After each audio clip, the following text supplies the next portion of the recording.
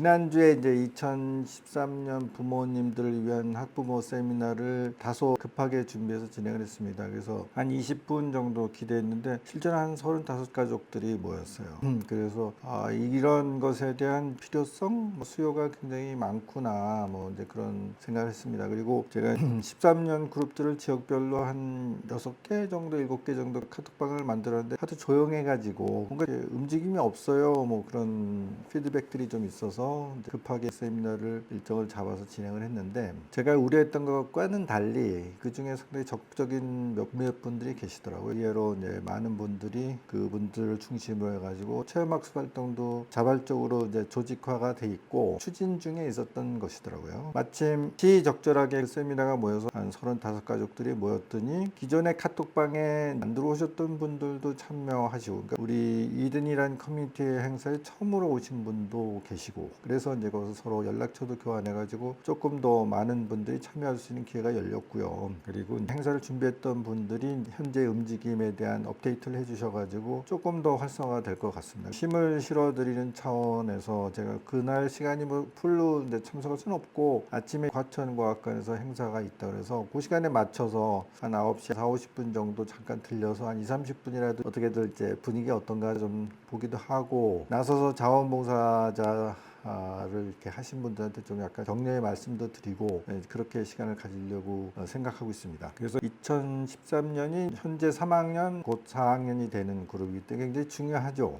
보통 초등학교 학년과 4학년 와중에 지금까지는 아이들이 학교 생활에 어떻게 적응하는가, 어린아이들한테 이렇게 학원을 보내 이런 생각을 하시던 분들 고민을 시작하는 연령대가 3-4학년이거든요. 그리고 여자아이들은 조금 뒤에 그런 현상이 나타나는데, 남자아이들은 이제 초등학교 3-4학년 때 사실은 트러블이 많아요. 사고가 납니다. 조금 케이스는 이제 담임선생님하고 부닥치는 경우도 생기고요. 또래 아이들하고 싸움 같은 것들이 이럴 위험성이 좀 높아요.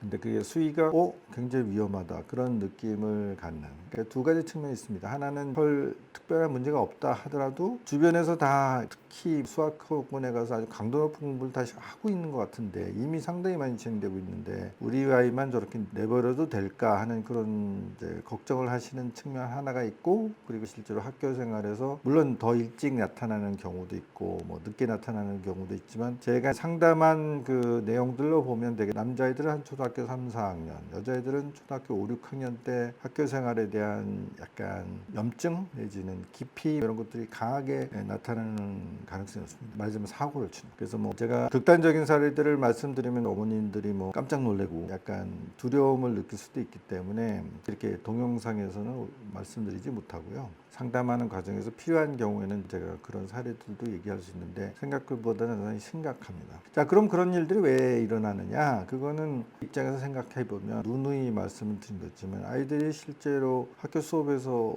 배울 만한 컨텐츠가 너무 빈약하고 지루하기 때문에 그렇다고 할 수 있어요. 근데 이제 여자아이들은 조금 관계지향성이 강하기 때문에 지적받는 것을 남자애들보다 좀 더 의식하고 좀 참아내려는 경향이 있기 때문에 조금 지연이 돼서 5-6학년 때부터 나타나는 경향이 있고요. 3-4학년 남학생들은 말썽을 일으킨다?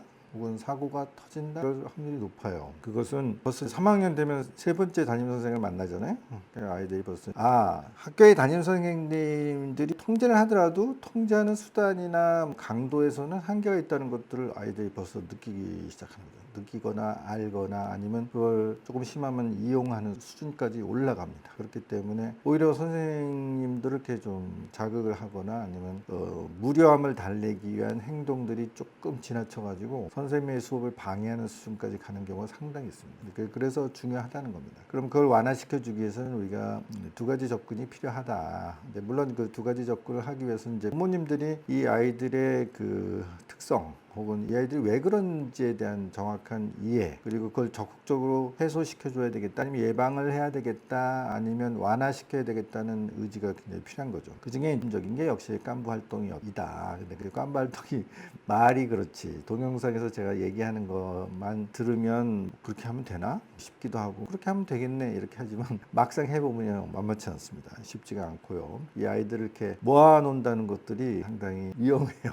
아이들이 통제가 잘 안 되거든요. 어쨌든 2013년 그룹 3학년이지만 조기 입학을 해서 4학년이 된 아이들도 섞여 있을 수도 있고, 제가 12년생이나 14년생 부모님들도 뭐 부담 없이 오세요 막상 했는데 뚜껑 열어보니까 그런 분들이 한두 분밖에 안 되다 보니까 당연히 2013년 그룹 어머니들이 주축이 됐고요. 상당히 의욕적이신 것 같아요. 그래서 생각보다는 빨리 활성화되고 많이 모일 것 같은데 그게 오히려 제가 은근히 걱정이 되는 거죠. 처음에 한 서너 명, 다섯 여섯 명, 일곱 여덟 명까지는 뭐 괜찮을 수도 있는데 이게 10명, 20명 넘어가면요. 이게 상당히 쉽지 않습니다. 통제하기가 좀 쉽지 않습니다. 그러다 보면 어른들이 잘 안 보이는 사이에 애들끼리 뭐 투닥거릴 수도 있고요.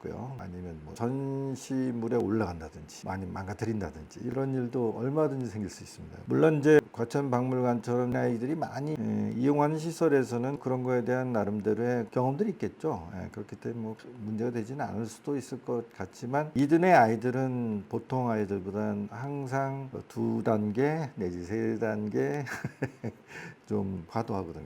그래서 이제 이게 뭐야, 이게 큰 사고 뭐 이렇게 느껴질 만큼 한 돌발적인 상황도 있을 수 있습니다. 그래서 제가 아직은 공식적으로 공표하진 않았지만 10월부터는 우리 옛날 올드 멤버들 중에서 경험이 진짜 많으시고 많은 자원봉사 활동을 했고 그 이후에 이런 체험학습 활동 내지는 이제 이렇게 특성이 강한 아이들, 이든의 아이들처럼 지적 특성이 지나치게 강한 그런 아이들도 있지만 반대 아이들도 있거든요. 이제 지적 특성이 너무 약해가지고 좀 그런 아이들, 혹은 여러 가지 우리가 뭐 흔히 말하는 신경 생리적인 장애를 가지고 있는 그런 아이들을 이제 돌보신 그런 경험들을 가지신 분들을 좀 저희들하고 한번 협력을 하려고 노력하고 있습니다. 그래서 프로그램 컨텐츠 같은 것도 지금 조율 중에 있고요. 어떤 시간이 적합한가 뭐 이런 거에 대한 이제 조율도 하고 있습니다. 그래서 제가 나중에 좀 더 구체적인 계획이 나오면 또 자세한 말씀을 드리겠지만 저희가 지향하는 것은 이제 여기 2013년 그룹도 수요일 날 정기적으로 한 달에 한 번 정도는 학교를 빼고 모이기로 했는데 사실 2학기요 금방 갑니다. 9월, 10월, 11월, 12월 이렇게 가다 보면 벌써 9월, 10월, 11월 정도만 정말 수업을 빼고 행사를 진행하는 모양이 되고요. 12월부터는 방학이 시작됐거나 아마 방학에 임박한 상태이기 때문에 별로 수업을 뺐다라는 느낌이 안 드는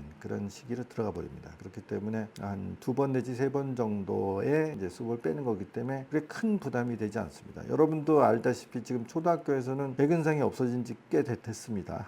옛날에는 학교를 빼먹는다는 것은 굉장히 불성실한 어떤 그런 것에 징표가 되고 말도 안 되고 정말 감기가 걸려 콜록콜록 하더라도 심하지 않으면 학교를 간다 이런 식의 생각을 하는 분들이 많았고 실제로 아이들도 당연히 그래야 보다 이런 식으로 생각했지만 코로나라는 상황이 2년 반 내지 3년이 진행되다 보니까 이제는 뭐 조금 이상하면 안 보낸다 정도 확산이 되었기 때문에 큰 부담이 없을 겁니다. 그리고 그게 효과가 좋아요. 일단은 주말에 가는 것보다는 평일날 그런 시설을 이용하게 되면 훨씬 사람이 적기 때문에 굉장히 시설을 폭넓게, 그리고 우리 아이들의 특성에 맞게 상당히 좀 긴 시간 여유롭게 관람도 할 수 있고 여러 가지 체험 행사가 있다면 그걸 충실히 할 수 있는 그 시간적 공간적 여유를 제공하기 때문에 좋고요. 그리고 아이들 입장에서는 지루한 수업을 그렇게 중간에 수요일 정도 딱 한 번 빼주면 훨씬 학교 수업을 좀 견딜 만한 그런 시간으로 바꿀 수 있는 마술 같은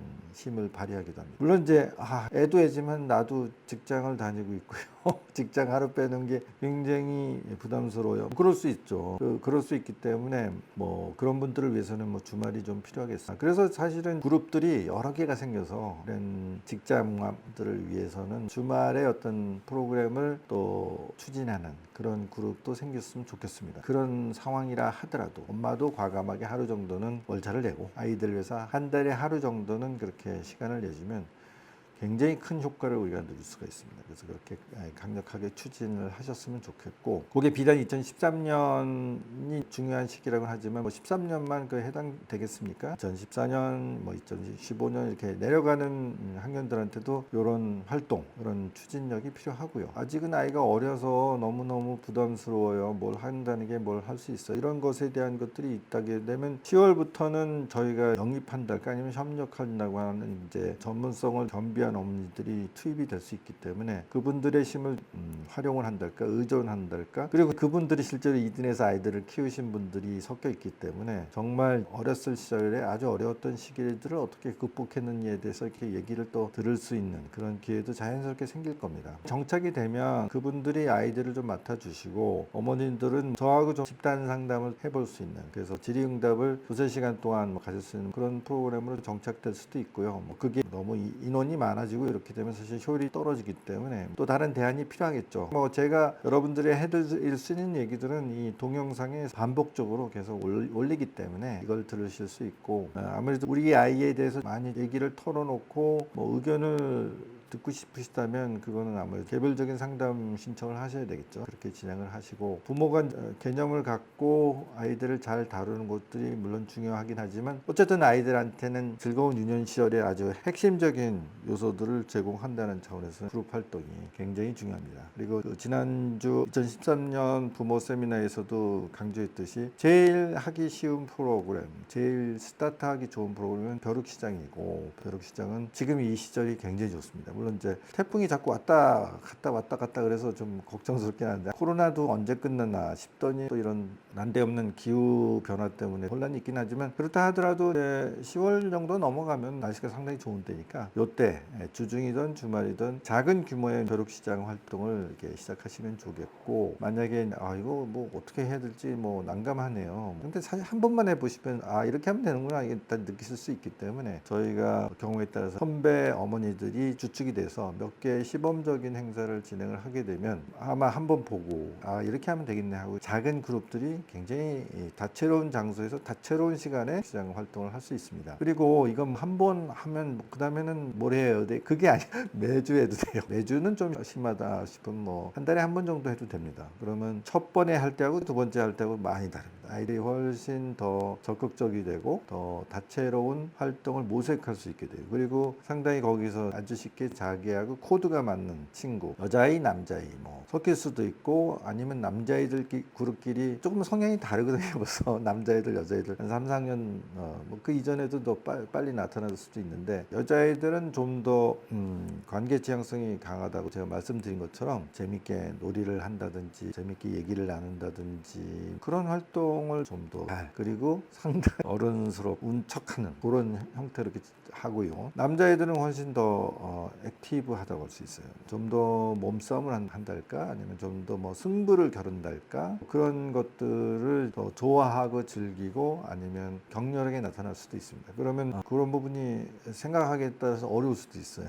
이든이라는 애들은 너무 폭력적이야, 너무 과해, 어휴 무서워, 이렇게 느낄 수도 있어요. 그런 경우 제가 객관적으로 보면 그 집 아들도 만만치 않은데요 라고 느껴도, 막상 애들끼리 찌그락찌그락 하면서 하다 보면 우리 애는 저렇진 않아요, 쟤들은 혹은 쟤는 너무 심해요, 이럴 수도 있습니다. 그래서 상당히 조심스러운 부분이 없지 않아 있습니다. 그렇긴 하지만 제 경험으로 보면 그 고비를 한두 차례 넘기게 되면 애들이 그럼에도 불구하고 훨씬 격렬한 인터랙션이 있고, 여기서는 자기가 무슨 소리를 해도 아이들이 적어도 말귀는 알아듣고, 아니면 나름대로 자기들 나름대로의 논리적인 반박을 받을 수도 있고, 또 거기에 대해서 또 자기 나름대로 또 재반박을 하면서 그런 과정을 즐길 수도 있습니다. 때문에 다소 남자아이들은 덜 세련되고 거칠더라도 거기서 상당한 즐거움을 느낄 수도 있고 유대감을 느낄 수도 있고, 또 그런 과정을 통해서 좀 더 다듬어질 수 있고요.